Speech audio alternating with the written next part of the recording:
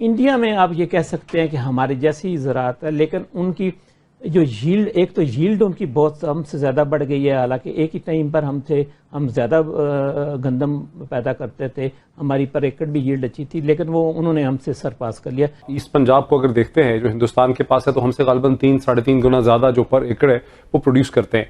India में अगर इस साल का अगर बजट पढ़ें तो उन्होंने दो चीज़ों पर गौर किया। एक तो उन्होंने कहा कि दही ज़िंदगी को हमने बेहतर करना है, दूसरा ज़राअत को बेहतर करना है। और ज़राअत को बेहतर करने का उन्होंने एक जो तरीकाकार किया है कि जो मार्केट्स हैं उनको इंटीग्रेट कर दिया फार्म्स के साथ, यानी फार्म्स से डायरेक्ट ही वो मार्केट में चले जाएं। आपको एग्रीकल्चर को प्रायोरिटी देनी है। फर्टिलाइजर की सब्सिडी, आपको सुन के हैरत होगी, हिंदुस्तान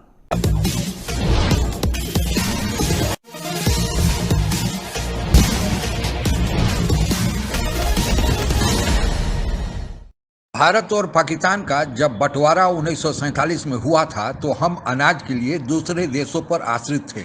लेकिन आज भारत की स्थिति यह हो गई है कि हम न केवल अपनी ज़रूरतों को पूरा कर रहे हैं बल्कि अब विदेशों में अनाज का निर्यात कर रहे हैं। चीन के साथ सीमा पर चल रहे तनाव के बीच भी चीन ने हमसे नॉन बासमती राइस की मांग की है, क्योंकि उसकी आपूर्ति दूसरे देश जितनी उसकी आवश्यकता थी नहीं कर पाए हैं। इस संबंध में कुछ और पर चर्चा इस वीडियो ब्लॉग के अंतिम भाग में करेंगे, लेकिन उसके पहले आइए सुनते हैं कि पाकिस्तान की मीडिया में भारत और पाकिस्तान को लेकर एग्रीकल्चर संबंधी तुलनात्मक अध्ययन के बारे में कैसी चर्चा हो रही है। डॉक्टर साहब, फूड इन्फ्लेशन की सबसे खतरनाक चीज़ जो हुई है वो ये कि आपने अपने मार्केट को खोल दिया बिल्कुल। अब आप सोचिए कि हिंदुस्तान जैसे मुल्क जो हमारा कोई ख़ास दोस्त नहीं है, उससे हम कपास ज़ीरो ड्यूटी पे इंपोर्ट करते हैं, ज़ीरो ड्यूटी पे। हिंदुस्तान खुद अपने इंपोर्ट पर 60% लगाता है ड्यूटी एग्रीकल्चरल इंपोर्ट्स पर, और हमारा कुल जो इंपोर्ट ड्यूटी का रेट है, सब आइटम मिला लें एग्रीकल्चरल, जिसमें पाम ऑयल है, टी है, पल्सेस हैं, वगैरह वगैरह, टमाटर हैं 6%, और उसमें कपास 0%। आपने अपने किसान को डिफेंड ही नहीं किया, उसका ख्याल ही नहीं किया, बस आप इंडस्ट्री की तरफ जा रहे हैं। एक तो ये, आपको एग्रीकल्चर को प्रायोरिटी देनी है। फर्टिलाइजर की सब्सिडी, आपको सुन के हैरत होगी, हिंदुस्तान अपने फर्टिलाइजर को पाकिस्तानी रुपए में 2400 अरब की सब्सिडी देता है। 2400 अरब की सब्सिडी, और वहाँ की कीमत जो है फर्टिलाइजर की हमसे 45% कम है। उन्होंने जितना ख्याल किया है फार्मर का, मुझे अफसोस से कहना पड़ता है हिंदुस्तान के बारे में, उसको प्रोटेक्शन दी, 60% का टैरिफ लगाया ताकि अंदर बाहर से चीप इंपोर्ट्स ना आए, अंदर में उसको सब्सिडियाँ दी। पर ईस्ट पंजाब अब बहुत आगे जा चुका है। एक ज़माना था पार्टीशन के बाद कि खाना पीने की चीज़ें हम हिंदुस्तान को पहुंचाते थे, हम हिंदुस्तान को कपास पहुंचाते थे। आज हम कपास हिंदुस्तान से इंपोर्ट कर रहे हैं। ये कौन सी तरजीह, कौन सी बात है ये? We have to realise once अगेन, जो 90s में हमने रियलाइज किया था कि आपका ज़री शोबा आपकी रीढ़ की हड्डी है। जब तक वो आगे नहीं बढ़ेगा, आप आगे नहीं बढ़ सकते। हमारे यहाँ जो पर एकड़ आउटपुट है उसमें कोई खातिर खा इजाफा नहीं हो सका, जबकि कंपैरेटिव लेवल पर आप ईस्ट पंजाब को अगर देखते हैं जो हिंदुस्तान के पास है, तो हमसे गलबन 3-3.5 गुना ज़्यादा जो पर एकड़ है वो प्रोड्यूस करते हैं। पानी कितना देना है, किस तरह देना है, स्प्रिंकलिंग से कैसे पानी दिया जा सकता है, पानी को बचाना कैसे है, और भी जो नई टेक्नोलॉजी है उसको कैसे इस्तेमाल करना है, सीड कैसे बेहतर इस्तेमाल करना है। फॉर इंस्टेंस राइस को देख लें, हमारा राइस जो था वो हिंदुस्तान के राइस से बहुत सुपीरियर था, दुनिया भर में सबसे सुपीरियर खोशा था, लंबा खोशा था। लेकिन फिर हिंदुस्तान ने राइस का बेहतर सीड जो है और बेहतर ग्रेन जो है वो डिस्कवर किया, और इस तरह से सऊदी अरब की मार्केट, ईरान की मार्केट, जो बहुत हमारी पेट मार्केट्स थी ग्रेन की, उनको उन्होंने कैप्चर कर लिया। तो एग्रीकल्चर के हर लेवल में हम पीछे रह गए हैं। हमारा ह्यूमन रिसोर्स जो है वो डेवलप नहीं है, हमारे गवर्नमेंट्स में कोई खास स्पेसिफिसिटी नहीं आ सकी है।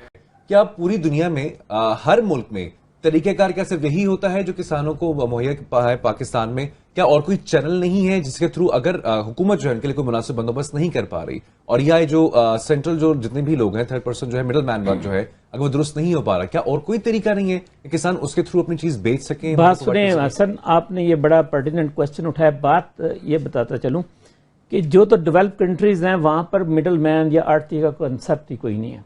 वो उनका तो साथ ही इंटीग्रेटेड मार्केट्स है, वो वहाँ पर चली जाती है, मार्केट्स वाले लेकर, जो यानी रिटेलर्स मार्केट है ना, वो लेकर चली जाती है। तो वहाँ पर कोई वो कंसेप्ट नहीं है। इंडिया में आप ये कह सकते हैं कि हमारी जैसी ज़राअत है, लेकिन उनकी जो यील्ड, एक तो यील्ड उनकी बहुत हमसे ज़्यादा बढ़ गई है। हालांकि एक ही टाइम पर हम ज़्यादा गंदम पैदा करते थे, हमारी पर एकड़ भी यील्ड अच्छी थी, लेकिन वो उन्होंने हमसे सरपास कर लिया। उसकी बुनियादी ये वजह है कि अगर इस साल का अगर बजट पढ़ें तो उन्होंने दो चीज़ों पर गौर किया। एक तो उन्होंने कहा कि दही ज़िंदगी को हमने बेहतर करना है, दूसरा ज़राअत को बेहतर करना है। और ज़राअत को बेहतर करने का उन्होंने एक जो तरीकाकार किया है कि जो मार्केट्स हैं उनको इंटीग्रेट कर दिया फार्म्स के साथ, यानी फार्म्स से डायरेक्ट ही वो मार्केट में चले जाएं। अच्छा शौकत साहब, अब ये जो मामला है इस पर आपने इंडिया का भी जिक्र कर दिया, लेकिन पाकिस्तान के हवाले से अगर बात की जाए तो क्या कभी किसी ने कुछ सोचा? मेरे ख्याल से खालिद साहब की तरफ हम बढ़ते हैं, उनकी जरूर बढ़ते हैं, उनसे पूछते हैं इस बारे में क्या वो कमेंट करते हैं। अच्छा, ये खालिद साहब, ये जो आड़ती है, ये मिडल मैन है, ये इसलिए यहाँ पर मौजूद है कि ये फाइनेंस करता है फार्मर्स को, वो उससे पैसे लेकर फर्टिलाइजर लेते हैं या बिजली का बिल पे करते हैं, तो इस वजह से उनके जंगल के अंदर ये पाबंद है, या इसकी क्या वजह है? यानी ये इंडिया वालों ने तो इंटीग्रेट कर दिया अपने सिस्टम को। जी देखें जी, पहली बात यह है कि हमारे यहाँ को मार्केटिंग सिस्टम ही बेहतर नहीं है, बिल्कुल ही। आपके सामने हमारे खालिस दूध से सनतकार का पानी महंगा है। हम अगर मंडी में कोई चीज़ आगे 5 रुपए किलो बेच के आते हैं, जब वही बाहर रेडी पे बिक्री होती है वो 25 से 30 रुपए बिक रही होती है। यानी उसमें हमारे शहरियों का भी इस्तेसाल होता है, किसान का भी इस्तेसाल होता है, लेकिन कोई पूछने वाला नहीं है। मैं आपको छोटी सी मिसाल दूं कि कुछ दिन पहले मैं लाहौर एक रेस्टोरेंट पे गया हूं, आम से रेस्टोरेंट पे, बट कढ़ाई पे, जो मेरे सामने सलाद आया तो उसका मुझसे चार्ज किया गया 100 रुपया, जबकि मैंने अंदाजा लगाया कि आधे खीरे के, आधे टमाटर के, आधे प्याज के मुझे काश्तकार को क्या मिले होंगे, तो 2 रुपये मिले होंगे। 2 रुपये के बदले वहां पे मैं 100 रुपये अदा करके आया। हमारे यहाँ मार्केटिंग सिस्टम को जब तक एस्टेब्लिश ना किया जाए, और मार्केट कमेटियां जो हैं वहाँ पे एडमिनिस्ट्रेटर जब सियासी लगाए दिए जाएं, बाहर दुनिया में जो हमारी बाहर तिजारत हो रही है वहाँ पे जो हमारे कमर्शियल अताशी हैं वो सियासी लगाए जाएं, जब तक अहल लोग नहीं लगाए जाएंगे, जब तक किसानों में से लोग वहाँ नहीं बिठाए जाएंगे, उस वक्त तक मार्केटिंग सिस्टम बेहतर होने का चांस ही कोई नहीं है। पूरी दुनिया में आलमी मार्केट जो है उसे मंदी का निशान है, बल्कि क्रैश का अब निशानात हैं, और कई बिलियन यानी 300 बिलियन डॉलर जो है मार्केट से इवेपोरेट कर गया। पाकिस्तान में भी मार्केट फ्लक्चुएट करी है, कभी सुबह ओपन होती है तो 2100 पॉइंट डाउन जाती है, फिर 45% अप आती है। ये वो यहाँ का तो मुझे समझ नहीं आता, लेकिन मुझे इतना तो समझ आता है कि अगर हम अपनी एग्रीकल्चर प्रोड्यूस और अपनी पावर को, अगर इन दोनों को हम मिक्स एंड मैच कर लें तो हम बहुत बेहतर हालात हो सकते हैं। भारत की अर्थव्यवस्था में 3 sectors, service sector, manufacturing sector और एग्रीकल्चर सेक्टर का बड़ा योगदान है। सर्विस सेक्टर का योगदान जहां 54.77% है, वहीं मैन्युफैक्चरिंग सेक्टर का योगदान 27.43% है और एग्रीकल्चर सेक्टर का योगदान 17.76% है। देखने में तो यह लगता है कि एग्रीकल्चर सेक्टर अर्थव्यवस्था में योगदान की दृष्टि से तीसरे नंबर पर है, पर जहां तक रोजगार देने का सवाल है, यह कुल रोजगार का 50% रोजगार अपने यहां देता है। इस लिहाज से यह भारत का सबसे बड़ा और महत्वपूर्ण सेक्टर माना जाता है। जब हम एग्रीकल्चर सेक्टर की बात करते हैं तो उसमें कृषि तथा उससे संबंधित सभी सेक्टर जैसे वानिकी, फॉरेस्ट्री, मत्स्य पालन, फिशरीज, पशुपालन, एनिमल हस्बेंड्री आदि भी शामिल है। भारत सरकार ने कृषि उत्पादन का लक्ष्य 2019-20 में 291 मीट्रिक टन रखा था, लेकिन उस साल रिकॉर्ड पैदावार हुआ और वह टारगेट टूट गया और 291.95 मीट्रिक टन फसल का उत्पादन हुआ। भारत सरकार ने 2020-21 के लिए 298.3 मीट्रिक टन का 2% ज्यादा बढ़ाकर लक्ष्य रखा है और यह भी टारगेट पूरा कर लिया गया है। एक समय भारत कृषि उत्पादों के लिए दूसरे देशों पर आश्रित था, लेकिन अब स्थिति बदली है। कृषि उत्पादनों में वृद्धि हुई है और भारत अब निर्यात करने की स्थिति में आ गया है। पिछले साल जून 2020 तक के प्राप्त आंकड़ों के अनुसार भारत का निर्यात एग्रीकल्चर के सेक्टर में कुल $3.50 बिलियन का था, जो इसी अवधि में 2019 की तुलना में 23.24% ज्यादा रहा।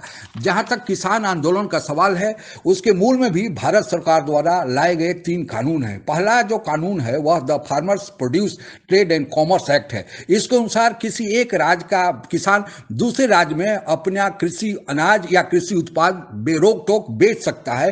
कोई भी राज्य की सरकार दूसरे राज्य से आए कृषि या अनाज या कृषि उत्पादों पर कोई भी चुंगी या कर नहीं लगा सकता। इस प्रकार से यह कानून फ्री ट्रेड अनाज के मामले में व्यवस्था करता है। दूसरा कानून the essential commodities and rules amendment act 2020 है, जिसमें केंद्र सरकार कृषि और कृषि उत्पाद के सामानों की आवाजाही मार्केटिंग में कोई हस्तक्षेप नहीं करेगी। यह केवल उसी मामले में हस्तक्षेप करेगी जब कोई अकाल या युद्ध की स्थिति हो, तभी कर सकती है। तीसरा कानून the farmers empowerment and protection agreement act 2020 है। इसका उद्देश्य किसान को सुरक्षा प्रदान करना है जब वह अपने खेत को किसी फर्म या इंडस्ट्री को खेती करने के लिए सुपुर्द करता है। 2020-21 के बजट में भारत सरकार ने यह आश्वासन दिया था कि वह यह प्रयास करेगी कि 2022 तक किसानों की आमदनी को दुगना कर दिया जाए, और इसी वादे को ध्यान में रखकर यह तीनों कानून बनाए गए हैं। पर इसके कुछ बिंदुओं पर सरकार और किसान संघों में, खासकर पंजाब, हरियाणा और पश्चिमी उत्तर प्रदेश के किसानों के प्रतिनिधियों में मतभेद बना हुआ है। विश्वास है कि जल्दी ही यह भी मतभेद दूर हो जाएगा। भारत सरकार खाद, कीटनाशक, कृषि क्षेत्र, डीजल, तेल आदि के मामलों में किसानों को सब्सिडी देती है। साथ ही फसल के मिनिमम सपोर्ट प्राइस को तय करने में भी किसानों के हित का ध्यान रखती है। किसानों को बाढ़, आगजनी आदि से बचाने के लिए फसल बीमा योजना एक और जहां लाया गया है, वहीं किसानों को साहूकारों के चंगुल से बचाने के लिए किसान क्रेडिट कार्ड जैसी व्यवस्था की गई है। साथ ही उनके बैंक खातों में भी 6,000 रुपया प्रत्येक साल अभी सीधे ट्रांसफर भी किया जा रहा है। लेकिन यह भी हकीकत है कि किसानों की आत्महत्या की भी खबरें हमको सुनने को मिलते रहती है। इन सब के बावजूद अभी भी कृषि क्षेत्र में बहुत कुछ करने की गुंजाइश है। पाकिस्तान के लोग भारत से तुलना तो करते हैं, लेकिन भारतीय कृषि मॉडल को अपनाते नहीं है। आप लोगों को शायद ताजुब होगा कि जब भारत और पाकिस्तान का बंटवारा हुआ था तो पंजाब प्रांत जो था उसका 3/4 हिस्सा पाकिस्तान के पास गया और 1/4 हिस्सा भारत के पास रहा। पाकिस्तान का 3/4 हिस्सा पूरे पाकिस्तान को नहीं खिला सकता, जबकि पाकिस्तान का रकबा कम है, लेकिन छोटा हिस्सा होते हुए भी पंजाब जो आज का हमारे पास है वह पूरे भारत को गेहूं खिलाता है, तब भी उसके पास बचता है। इसलिए पाकिस्तान के लोग टीवी चर्चा सुनकर वास्तव जमीन पर कार्रवाई करें, तब पाकिस्तान की भी भलाई होगी और भारत की भलाई भी पाकिस्तान के खुशहाली में भी है। आज की चर्चा के लिए बस इतना ही। आप अगर हमसे जुड़ा रहना चाहते हैं तो कृपया मेरे चैनल को सब्सक्राइब करें तथा बेल आइकन भी दबा दें ताकि नई वीडियो की जानकारी तुरंत आप तक पहुंच जाए। धन्यवाद। जय हिंद।